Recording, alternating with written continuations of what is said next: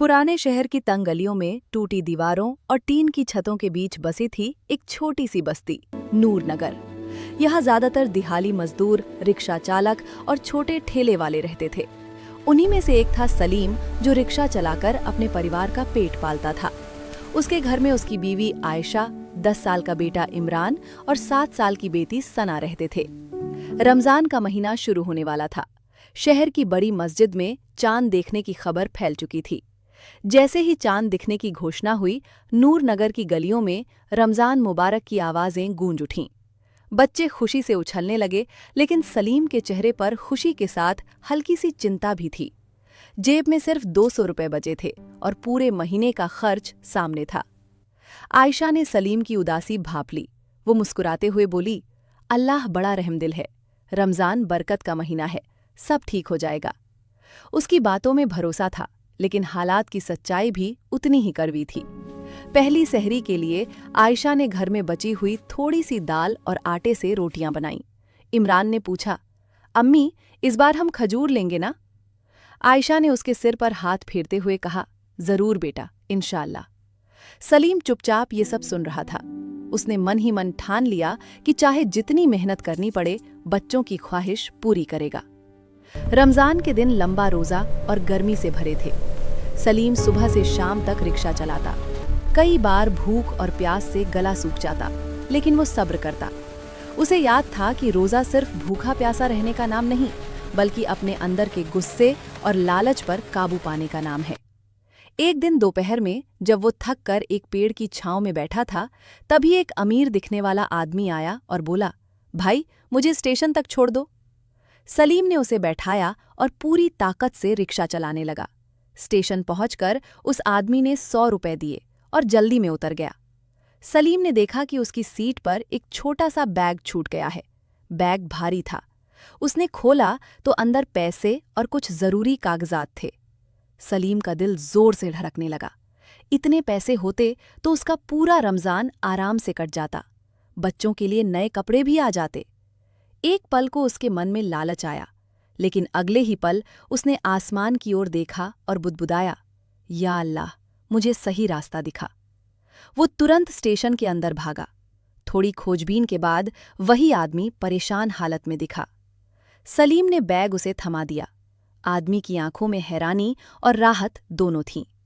भाई, तुमने मेरी बड़ी मदद की। इसमें मेरी कंपनी के जरूरी कागज और बहुत पैसे थे।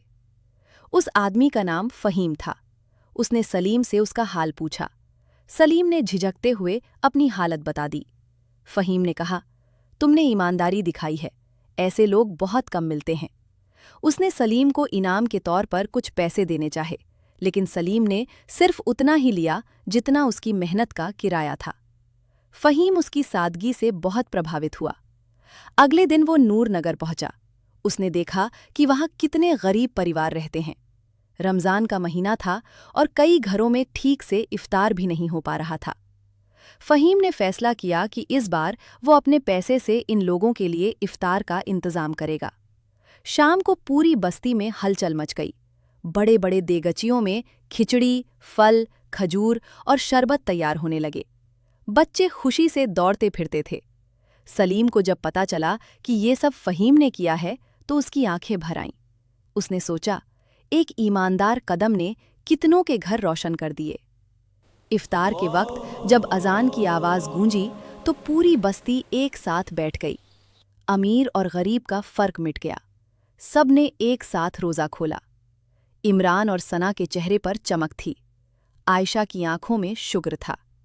फहीम ने सबके सामने कहा, आज मैं यहाँ इसलिए खड़ा हूं क्योंकि सलीम भाई ने मुझे ईमानदारी का असली मतलब सिखाया है। रमजान सिर्फ खुद के लिए नहीं, बल्कि दूसरों की मदद के लिए भी है। उस दिन के बाद फहीम ने नूरनगर में एक छोटा सा रोजगार केंद्र खोलने का फैसला किया, जहां लोगों को सिलाई, कढ़ाई और छोटी मोटी कारीगरी सिखाई जाने लगी। आयशा भी वहां जाने लगी। धीरे धीरे बस्ती के लोगों की हालत सुधरने लगी। रमजान के आखिरी 10 दिन शुरू हुए। सलीम अब पहले से ज्यादा खुश था। पैसे भले कम थे, लेकिन दिल में सुकून था। उसने महसूस किया कि असली दौलत ईमानदारी और नेकी में है।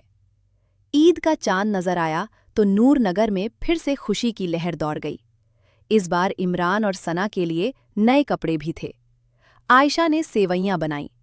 सलीम ने नमाज के बाद बच्चों को गले लगाया। ईद की नमाज के बाद सलीम ने फ़हीम को भी अपने घर बुलाया। छोटे से घर में बैठकर सबने मिलकर खाना खाया। वहाँ कोई अमीर गरीब नहीं था, बस इंसानियत थी। उस रात सलीम छत पर बैठा आसमान को देख रहा था। उसे याद आया कि महीने की शुरुआत में वो कितना परेशान था, लेकिन अब उसके दिल में सिर्फ शुक्र था। उसने सोचा, रमज़ान ने मुझे सिखाया कि सब्र और ईमानदारी से बड़ी कोई ताकत नहीं। नूर नगर की वो बस्ती जो कभी तंगी और मायूसी से घिरी थी, अब उम्मीद और एकता की मिसाल बन चुकी थी। लोगों ने समझ लिया था कि अगर वे एक दूसरे का हाथ थाम लें तो कोई भी मुश्किल बड़ी नहीं होती। गरीबों का रमज़ान भले ही सादगी भरा था, लेकिन उसमें जो सुकून और मोहब्बत थी वो किसी शाही दावत से कम नहीं थी। उस रमज़ान ने सबको ये एहसास दिलाया कि असली खुशी बांटने में है और सच्ची इबादत इंसानियत की सेवा में। और इसी तरह नूर नगर में हर साल रमज़ान आता, लोगों को सब्र, ईमानदारी और एकता का पाठ पढ़ाकर चला जाता, दिलों में रोशनी और चेहरों पर मुस्कान छोड़कर।